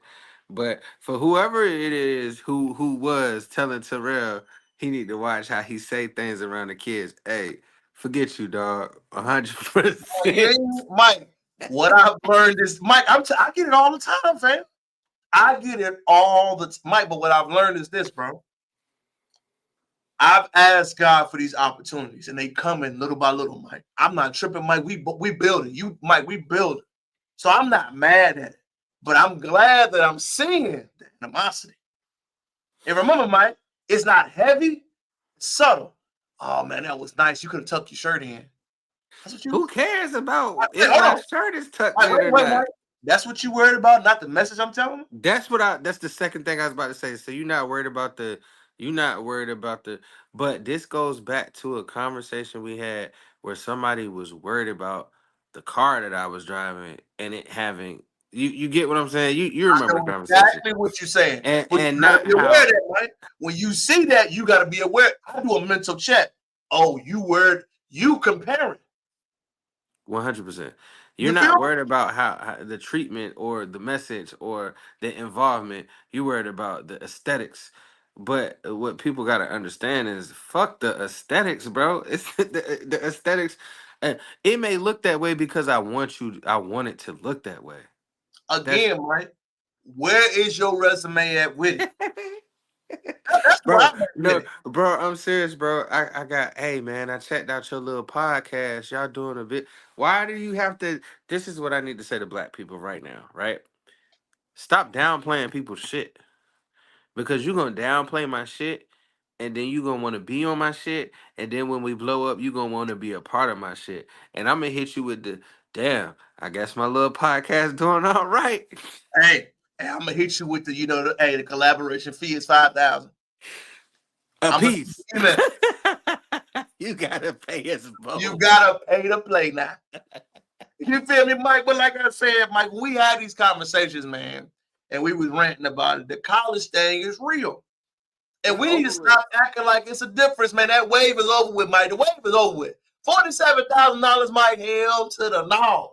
Bro, I already told people, hey, if I have a kid, they better have a scholarship. Hey, bro, that's it, Mike. Because I'm not doing what my daddy did. No, as you should, Mike. What young man appreciates it, Mike? What young man appreciates it? Hey, you know what's crazy? To this day, I got to apologize to him, bro. Like, that's hey, okay. man. That's I'm okay. sorry. Hey, Mike, Mike, he was 18. Tell me the 18-year-old young man that's really thoughtful, really ready to hear it, really ready for that responsibility. It's crazy for us to have that. Speaking of which, Mike, I would say, wait, hold on. I say more people need to do this too. Send your child a community college first. Send your child to community college first. Have them do all the core classes first. Have them take that serious first. And then transfer to the big college. Your money won't get wasted. I promise you. I love it, Mike. I love it. Thank my dog, man. Share the live, share the live, share the live. Mike, last week you gave a very interesting take. Here, we follow up on information. So, okay. Have you saw the Marvin Sapp response, Mike? Fair use, man. Fair use, Mike. That's the narrative that has been shared, that I locked folks up in my church, that, I made them give $40,000 and I wouldn't allow them to leave until they gave it to me. And to be honest with you, that is absolutely false. Yeah. Number one, that offering was taken last year. This was a service that happened last August. Number two, it didn't happen at my local church. It actually happened at a national organization's international meeting where churches from all over the country, all over the world came together for the purpose of celebrating the Lord and Savior Jesus Christ. People took issue with me saying, shut the doors. Understand, I never said lock the doors. Yeah. I said, shut the doors. Shutting doors mean that people still have the ability to go in and out. Nah, nigga. An issue with my tone. And I can honestly say, looking at the video, maybe I was a little more assertive than I should have been. And I can apologize for that. I can apologize for that. But three things I need to make sure that people understood. Number one, the $40,000, if it was $40,000 that was raised, was never given to me. That money was raised for the purpose of taking care of the budget for their conference, not Marvin Sapp. Number two, it didn't happen at my church. It happened in Baltimore. Number three, people take issue with me being firm with the ushers. Anybody that goes to church, ushers one-on-one, that's the first thing they teach you as being an usher, is that there are 3 times you don't walk. You don't walk during the altar call. You don't walk in prayer. You don't walk during the offering. One of the reasons being is because of the sacredness of the moment. That's true. But it's also about security. As a pastor, we understand and we know that churches are being robbed at gunpoint. It's happening all over the country. This is not something I'm making up. This is factual.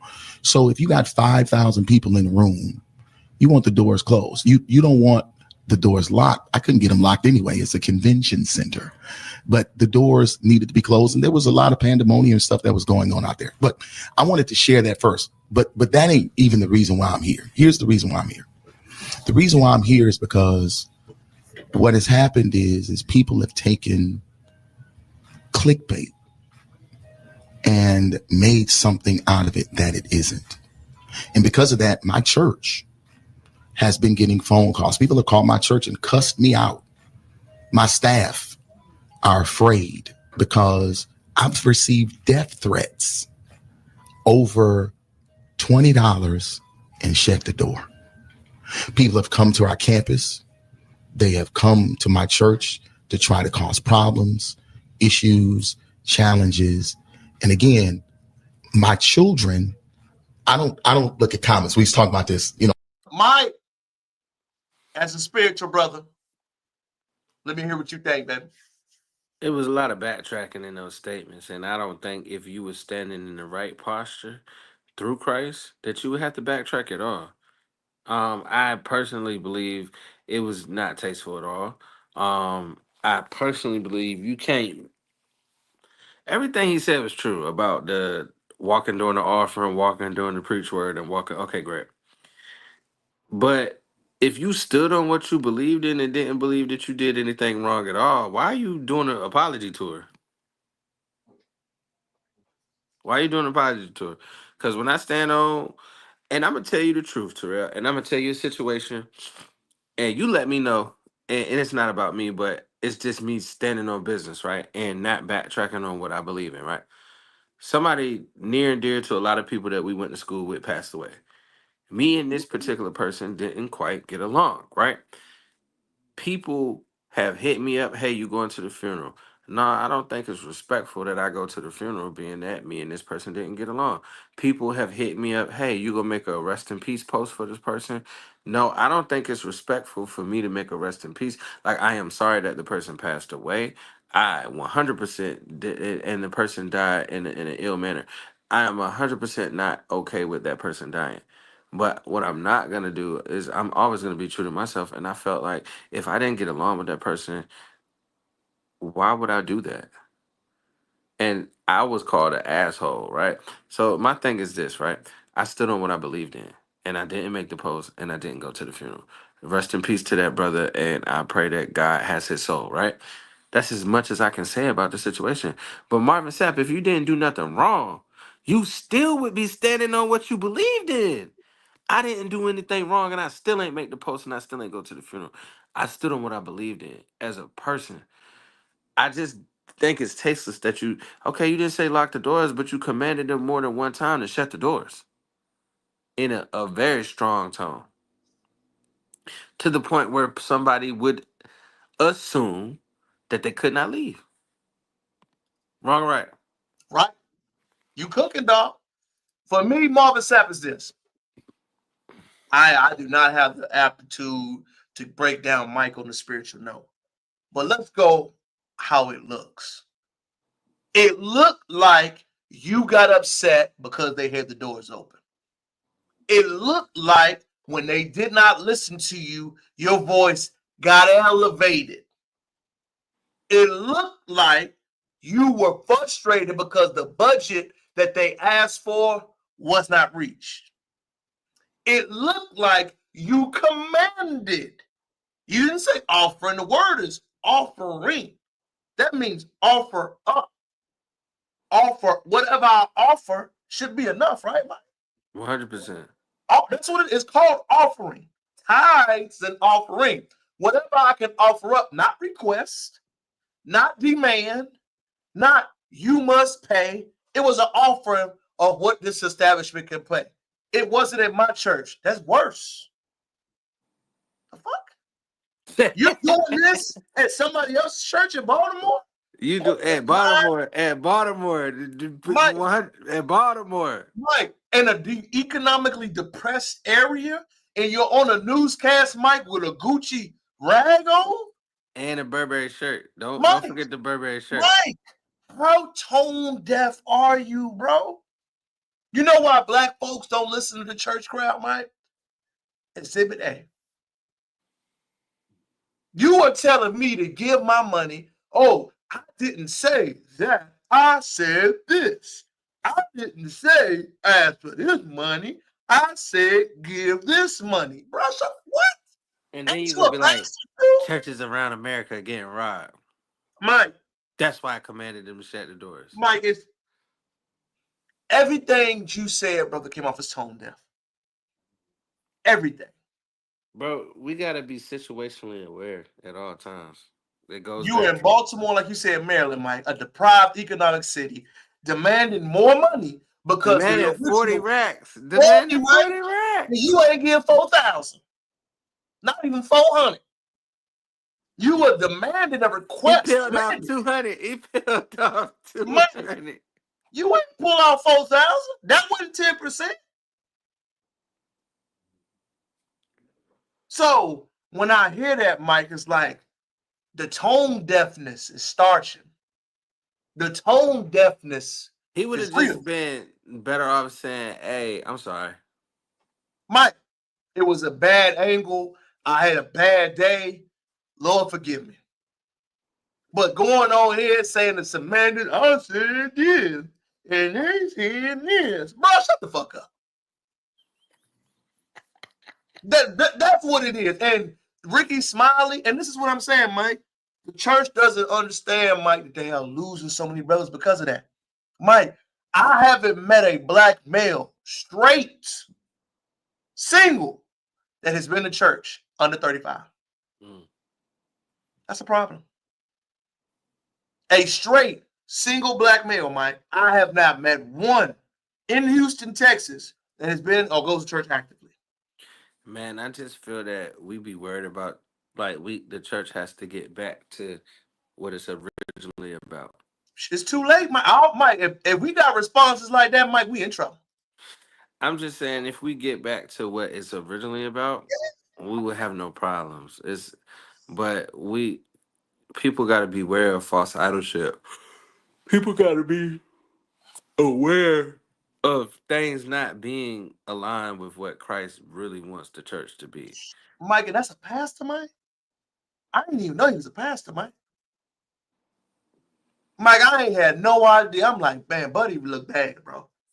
And then you go on a public radio station trying to clean it up, trying to talk softly, and bro, fam. I would have just apologized, like, yo, I'm sorry. What more can be said? And then try to say like the people were wrong. Did you watch the clip? Did you watch it and listen to it? You couldn't have watched it and listened to it and said, that was wrong. That was tripping. They was disrespect. They overread the situation, Mike. I know what I'm saying. That's what you just said, man. He should have just been like, yeah, I'm sorry. Mike, take the L. Or even be like, yo, that didn't read right. That wasn't my intentions, but it came out the way it came out. I'm sorry that it came out that way. Now it's forever on your resume and you defended it, Mike. And Mike, I want to go back to your comment you said about that was really well said and really emotional open about the brother dying. If it involves being fake, don't invite me. Let me say it again. If it involves me being fake smiling, faking like we cool, faking like we got along, don't invite me. Mike kept it real. The most respectful thing you could have done was say nothing. Stop. We got to stop this culture like everybody cool, everybody on the same level, everybody get along. No, we don't. That's why there's so many fake relationships right now. That's why, Mike. We got to stop acting like everybody cool. Everybody ain't cool, man. They ain't going to get along. Everybody ain't going to be respectful. Everybody ain't going to be friends, and that's okay. That's 100. And see, I knew where I stood, bro, and I knew what I believed in. I You was like, kept it respectful, Mike. You know I'll how be. disrespectful it is to go somewhere knowing you don't fool with them? That's weird energy. Again, Mike, the culture is be fake, act, and I get it a lot, Mike. Again, Mike, Mary, every woman's not on the same level. She better than you. Everybody's not on Mike's level. I'm not on LeBron James level, Mike. We know that. That's a billionaire. Stop acting like everybody's just the same. We not, fam. Some Bro, dudes are better. I just Some thought it dudes was got more weird. money. I just thought it was weird that people was like, "Oh, you're an asshole." I was like, "Bro, I feel like I'm Right. being respectful. I feel Because like I would be an asshole if I pretended." Mike, the culture of being fake is so pervasive, bro. People honestly get uncomfortable, Mike, around people that are real. Like I said, Mike, I get it sometimes. Like, bro, if I gotta be fake, don't invite me, fam. If I gotta act like we cool, don't invite me. If you gonna be fake, bro, don't come around. Why don't you get mad at that? It's a culture and the spirit of that right now. First thing somebody would have said, "What he come for? He ain't fuck with him." Mike, you know why I'm so big on that, Mike? We have people that can get, and this is important. The culture of being fake is so strong right now, Mike. A picture is worth 1,000 words. There's no shade to the person, but we need to see it. Mike, that's the same person. Damn, what? Damn. That is the same person, Mike. That's not okay. Mike, look at that. Not picking on the young lady. How she make her nose look so skinny? Mike, the goddamn makeup, Mike. That shit crazy. We got to understand, Mike, we have a culture that is so strong of filters. I'm a baddie. I'm going to make myself into this guy. I'm going to rent a private jet. We don't understand when you wake up, Mike, this is what you're looking at. The filters, the imagery that we see is going around right now, Mike, is viral. That's the same woman, Mike. My thing is, somebody gonna know. Right. You have to wake up. You're not dolled up 24/7. This is your natural state. This is naturally you. We have a lot of people, Mike, living facades. Well, online is a facade, 100%. You can be anybody. I think, Mike, is to the point that we don't think how much it's affecting us offline. Bro, it's an illness. It is an illness, Mike. But that statement you just said, Mike, personified that. Mike, you gotta go to the funeral of a guy that you don't like and you don't respect because you know what, Mike, we gotta be cool. I mean, I wouldn't even say it was all of that. We just, when he was alive, we didn't get along. Mike, and that's cool. Mike, we're not even allowed to say we get along with people. You notice that? Right. We're not. It's cool to fake it, Mike. I got part 2 of it's cool to fake it. Mike, you ready? Fair use to my dog. Mike. Like, my goal is to get everybody. You know what Akon was talking big shit 2-3 years ago about Acorn City, Mike? Yeah, what happened Before with we it? finish this year, Mike? He ain't got nothing started. He ain't even move back to Africa. That's my goal. Okay. I want to get as many African Americans back home to Africa as I possibly can. Because I know the day they move back, everything they fighting for in America, they will not have to fight for over there. All the struggle that they struggling over there, they're going to come there with this mindset, with this mentality, with the finances that they built, you know, the equity in life, and bring it back and invest that in Africa. Man, Africa could be the strongest nation in the world if y'all went back home. So we got everything that it takes to be that. We got the resources, we got the land, we got the population, and together we got the strength and we got the know-how. Mike, the way that you built up your city, folks. See, it's to my understanding that he brought a lot of money from China to get that city started. Mike, he scammed them. Come on, Mike. Call it what it is, fam. You ain't built the hotel, fam. Acorn City was supposed to be ready 2026, Mike. He ain't started. How he ain't start, bro? It's been like 20 years. Mike, he scammed them. You gotta understand, Mike, when people talk to these, I'm starting to notice, Mike. Go back to Africa. We move here, we'll get treated differently. No, we won't, fam. Because if that was true, you would have a building right now. Bro, I just be wishing people would do what they say they would do, bro. Like they don't, fam. I'm learning that the loudest people never do. They never do, Mike. You telling us, Mike, to do something, and we got people, Mike, from that location, Mike. I wish I'm trying to find the video, Mike. Michael Blackston from Ghana, Mike. They stole his money. You know that? $3.5 million building a school there. They took his money. Damn, he ain't got the school for real. Right, they took his money. Damn. And he from there. But Akon, you want us to have no family, no relative, no capacity from being there over 500 years to go there and do what? And you ain't doing nothing. Well, I'm gonna tell you how it's gonna go, which he messed up real bad. Because if he did get that loan from China to purchase that land and do all that stuff, and you default on that loan, China now owns a piece of Africa, nigga. Mike, Mike, I don't think he was planning to do anything, Mike. Let's keep it real what it is, Mike. He wasn't planning to do nothing, Mike. Let's keep it real. If you was planning to do something, Akon, why it ain't been happening? What are we talking about? Akon, and it's Akon. You keep telling me and Mike, I want you people to think about this, Mike. The message he's proving, Mike, he wants us to leave everything we have here, Mike, and go over there. Think about that, Mike. Everything that you've established, built here, and go over there and do the same thing. Is it transferable? Mike, no. Then I can't do it. Mike, you gotta learn another language, another skill, another religion. I gotta learn another city. I gotta understand where to go. I gotta understand who to know, who to talk to when I get there and I touch down. Mike, it's when I hear it, and I'm not saying, Mike, it's not a good idea in theory. But what I'm saying is this: if it was so popping, why ain't you doing it, Akon? Stop telling me, stop talking about we need to do this, bro. You need to do it, fam.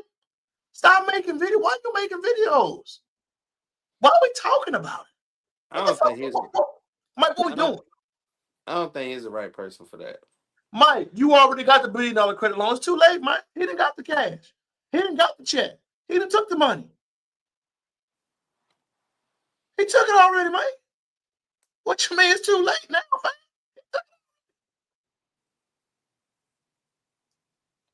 That's it, Mike. You were the representative for that action, Mike. You told us what you thought was going to happen. You were the representative that said, hey, we're building this city, Mike. And I want to remind people again, Mike, the city's supposed to be open next year, Mike. Next year. That's why he's talking about that now, Mike. Mike, I know my dog about to get ready to go. Tell us your last bit of thoughts before you slide on off, baby. Oh, man, I still had more in me. I was just trying to fathom. Go ahead. You're tired, man. Slide off, baby. Give the people, man. It's okay. I just was trying to fathom, why did you lie like that, bro? Bro. Right. Bro, when I was sitting back thinking, bro, I'm just like, he said that forever ago. Mike, he had a $1 billion credit line. Remember that? I don't know how. Like, bro, you gotta do something with the people money. Man, Mike, I'm about to show you. I'm about to show you the people who are talking about it actively. I'm just hurt, bro, because it's like, ain't nobody doing what they said they're gonna do. Nobody, man. Mike, once I heard that it was 100% crypto city, I knew it was fake. Crypto is fickle. Mike, once he said that, I want to know where. Tell me where, Mike. And let's go to the information. I'm about to show clips now. Now Mike got me ready to go. Bro, Fair a billion dollar credit line is crazy. Fair use. But I do know that when he went to Senegal, my country, he did not go too much into explanations. All he said is like, yeah, in this place, there are going to be different laws from the laws of Senegal. And it was pretty much the blanket statement explanation that he provided, not going deeper.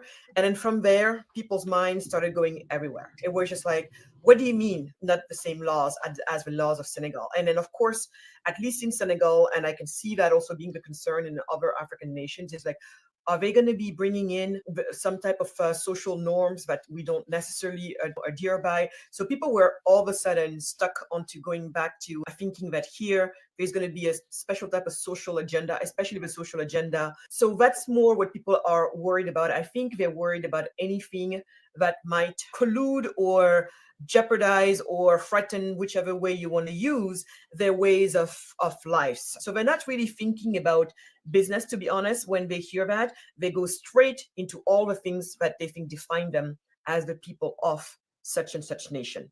That's more the worry that I have heard from people who are saying, is it a state within a state? It's almost like, is this another country doing their own thing and having their own social values, especially? The first thing I would say is that what Prosper seeks to optimize for is economic prosperity, which empirically is driven by economic freedom. There are very different types of cultures around the world that are very prosperous, and some of them are socially very conservative, some of them are socially very liberal, but they only get to be prosperous if they have economic freedom. So it is empirically proven that it is the economic dimension, the ease of doing business, that really matters most for material well-being. Now, whether we have an opinion as to some social constructs or some social cultural standards. They're a little long with it, Mike, but I'm going to show you some other images for it, Mike.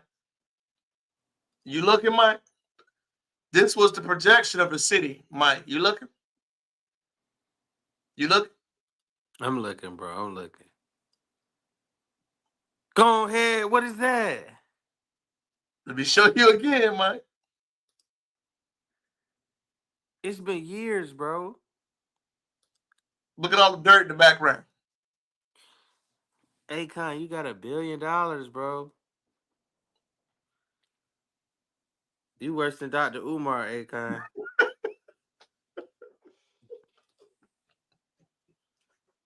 That's wild, bro. I thought you knew about all that. I can tell my dog Mike went into it. Damn. I forgot about the Mike, Akon city. Remember, Mike, it's supposed to 2026 is when the city's supposed to come about. How long has this been supposedly in construction, bro? 10 years, Mike. I done seen Mexicans put up a house in 2 months. 10 years, Mike. Remember, he got $1 billion credit line. From China. What did you do with that billion? That nigga ain't feed the children, I tell you that. Oh, man, he might be found somewhere. And don't forget, Mike, he was talking greasy for a little bit. Remember, I always come with the receipts, Mike. Akon tripping, bro. Remember, Akon had these statements on Vlad, Mike. Remember, I listen to stuff. Africans don't think about slavery. Black Americans still live in the past. So I was living in the Heights. So I was raised by more Puerto Ricans than blacks when I was in Jersey, because ultimately it seemed like it was just a different feeling. And then the Latin culture was more closer to me at that moment because of my African everything. We had so much in common. Whereas when I was, in the hood, it was a little different because I was always the blackest one there. And at that time, black wasn't really in style. So, they'd be joning on you, cracking jokes just for being black. Stop tripping, that pussy got a nigga hard in the Amex car, black. Akon's doubled down. Thinking said slavery don't think about Africans the way they do. We a little different when it comes to stage presence. Now in America, oh yeah, them niggas gonna be wobbling, pants hanging half down, bored as hell, half to sleep because they high as hell. Right. Man, just do what you say you're gonna do, dog. I listen to everything, man. Especially with the church's money, my nigga. I listen to everything, man. I listen. I pay attention. I might not comment, Mike, but I'm listening and watching everything. Well, I mean, why did we believe this nigga anyway? That nigga's music career was very subpar. Mike, I'm just saying, you made an accusation that Akon City was supposed to be built in 2026 next year, folks. And all he got erected is some type of we don't even know what that is. We don't even know what that is. Hey, I know a scammer when I see one. Damn, he probably solely responsible for them people. I'm a Nigerian prince. Senegal got look. Damn. We see the culture is so pervasive about being fake. That's why they push it so much, Mike, so people can participate in it. Being honest and being direct can be offensive, Mike, because it's a standard you got to be upheld to. Man, that nigga should have just gave the money back. Oh, it's gone, Mike. What did he spend it on? Bro, we got to do an expose. We can do it. We can add it in there. Hey, we look, can do it, look, I'm traveling to find this nigga, bro. I'm about to have to ask Akon, nigga. Where the Africans at? Why they ain't following up asking questions? That's not in our culture, Mike. You got to ask these questions in our culture. Hey, bro, what you do with the Billy, dog? We gotta have an Akon expose. Hey, nigga. That Mike ran off on a plug twice. Nigga, I'm about to figure out how to contact this nigga management, nigga. Hey, I got questions, nigga. You gotta be on the pod, nigga. Listen, he already has shown me everything I need to know, Mike. Next year, the city is supposed to be built, and we saw that structure, fam. You sold your people out. The city was supposed to be up, Crypto City running in 2026. Where's it at? You know what's gonna be there? Chinese people. They took it over already, Mike. He sold them out. He did. When he took the billion credit line, nigga, that was it. Because he sold them out already. They already knew that wasn't gonna be built, and they took control of that land, bro. Mike, they already did it. They already did. Like I said, we just seeing the after effects. Man, the Chinese about to have a structure. They about to have a city in Ghana, in Senegalese, nigga. Like I couldn't even believe it when I saw the first. When I saw that, Mike, that popped up on my timeline. Like, wait a minute, what that was supposed to happen this year? You know, Mike, why we not people covering that story, Mike? Why we gotta come with the breaking news that's normal? Bro, we gotta find about that. Bro, we gotta find that nigga, bro. I got so many questions. Well, Mike, I'm just asking, where is next year, Mike? In less than 8 months, Mike, the city supposed to be open. They ain't what was that was built? Right. That's the difference between the cultures, Mike. Ooh. You could make a bold accusation, get $1 billion credit line, ain't nobody asking no questions. That was the greatest. That was the greatest heist in this century, bro. And Mike, you know the one thing I had to learn too, Mike. A lot of people from different cultures have that problem. In our culture, there is no backstabbing, Mike. You got to follow up. Mm-hmm. There is no I'm gonna sell you out to Mike. We would never do that. It's not even a thing. In a lot of African cultures, Mike, Caribbeans, you see that. Latino. Sell them out, Mike. Get the money.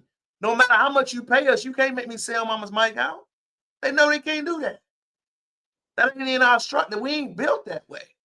But like I said, Mike, you got $1 billion credit line. What you do with it, fam? That nigga was doing everything, bro. Mike, it's deep to me. Like, bro, you touched that much money. I'd at least build some type of establishment. You seen what he built, Mike? Not even a restaurant, that motherfucker. You took that money, you ran off on a plug, you got what you need to get. And now China about to own half of Senegal, nigga. Damn. Mike, and that's the real, Mike. And on our last 2 videos for the night, Mike, I forgot to give you something good to man on a good note. This last 2 subjects gonna hit Mike deep. You ready? Every time we're having this conversation about, oh, it's just words, it's just music, it's just hair. It's never about somebody wearing a kilt playing the bagpipes. It's never about some Norwegian braiding style that got popular. It's always cornrows. It's always grills. It's always AAVE. And y'all be in the comments talking about well, I like it. Well, I think it's cool. Well, I love the song. You're getting tricked out your spot. And the craziest part about it is you don't realize it's only your spot that's for the taking. in the club, how y'all with some J's on my feet, and then as soon as they get the money, as soon as they get the acclaim, they take off all of who you are that you cannot remove, put it inside of a trash bag, and then sell it on Depop. They don't need it anymore. They're getting rich off of doing you while your fave is broke. Doing y'all dances, doing our dances poorly, likes, comments, views, on the news, doing you, turning up, going crazy, traveling the world, doing you, and your fave is broke. But it's not that big of a deal. You're getting tricked out your spots. And then because they're constantly aware of the fact that blackness can only take them so far, because they know this, as soon as they cross a threshold that their blackness cannot follow them through, they can take it off. But guess what? You can't. I don't mind it. I think it's cool. I think it's cute. And then we watch them, the post-Malonification of your favorite cosplayer. Who's under that mask? Why? Mike, that's deep. That's I've heard you mention it a few times. We got to start letting people assimilate black culture. That's number one. Number two, we need to tax them for assimilating black culture. We so open as a culture to teach. This is how I know when they got here and met us, they was like, "Oh, we got them," because it's like, damn, we just let you do anything to us. We teach you everything that you need to know, and we just let you flip it on us and do whatever you want. That's how I know that Columbus found, when he got here, he found some sweet people, like people that were generous and humble. Oh man.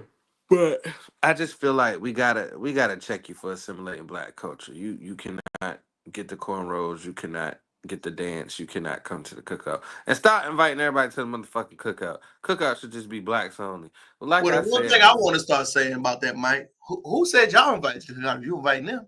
right, nigga. You know what I'm saying? All It's the people that kinfolk ain't invite them, like, motherfucker, kinfolk. who said you coming? Right. That's All the first thing kinfolk I ain't always say, kinfolk. Mike.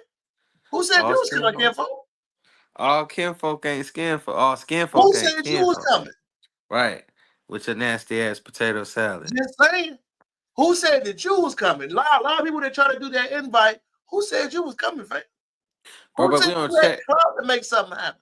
We don't check nobody, bro. We don't check nobody. We see somebody like being like pretending to be black, and we let it ride. We let it ride because we think it's flattering. And they Yeah. say imitation is the best form of flattery, but it's only the best form of flattery when it's not hurting you. You know what I'm saying? No, I know exactly what you're saying. I mean, we are the most imitated people, Mike. People try to assimilate. I saw something yesterday, Mike. People were talking about K-pop. I said, it ain't nothing but 90s R&B. The fuck are we talking about? And we just don't know what the fuck they saying. It's 90s R&B. They not making nothing original. They bit our swag too. What you talking about? Yeah, nigga. It's 90s R&B. What we talking like it's something new? What are we You talking? right. It's 90s R&B with Asian motherfuckers. Y'all ain't make that. Y'all ain't remix nothing. Y'all bit the swag. Why y'all acting like y'all innovative? K-pop is not innovative. K-pop is R&B from the 90s that y'all imitate, copy the dances, copy the boy songs and everything. Stop acting like y'all inventing the shit, bro. Stop it. Stop it. That's an accurate statement, though. I'm That's an telling you, accurate we only speak these facts here, Mike. That's all we ever do, That Mike. nigga said K-pop is 90s R&B. It's And when 90s you think R&B, Mike. about it, it really is. Mike, that's the reason why it resonates, Mike. They copy the sound. They imitate. Mike, when do Asian music make good people? When do Asians make good music? No offense to them, man. When do y'all make good music, folks? What we talking about? What we talking about, man? Y'all don't make good music. It's the truth. Last video of the night, Mike. The church. I gotta let you see it, family. There is a black pastor by the name of Jamal Bryant that made a comment that the black church, and I guess he's talking about the black church in America, is 80% women. And he was talking about how men just aren't showing up in the church. Now, he said it's because the way the church is not really reaching the black men's needs. He even made a comment that in Islam, the church is attended by 80% black men. And I'm just like, I feel like he's intentionally leaving out a really, really important factor here. Black men ain't fucking with the church. Black men ain't fucking with the church. I used to go to church when I used to go to church, and I used to see how the pastors would always play on our emotions as women. And I say our emotions as women because before I became emotionally logical, I was operating totally in emotion. And so you had all these women would be in church, lying their hand, crying and weeping, and their men would be sitting there looking at them like, is she serious? Like, it's not that serious. Like, oh my God, she's like literally crying. And men aren't, you're not manipulating them emotionally. And that's what they're doing in the church. So men today are not going to church because they see the manipulation. And I have 3 older brothers. One took his whole family out of church, and it wasn't even a black church. I have my other 2 brothers. They're just not going. You're not doing it. You're not. It's Mike, as the brother that is the closest to that subject, what is up and why are brothers not going? And how can they even close the gap? I think it's too irreplaceable, Mike. I think it has to be torn completely down.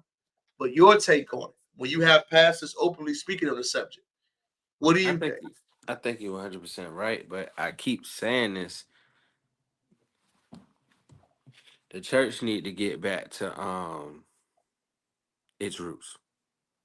Church needs to get back to being solely about Christ and saving souls for Christ. It ain't about the choir. It ain't about the treasurers. It ain't about none of this, all this shit that we got going on.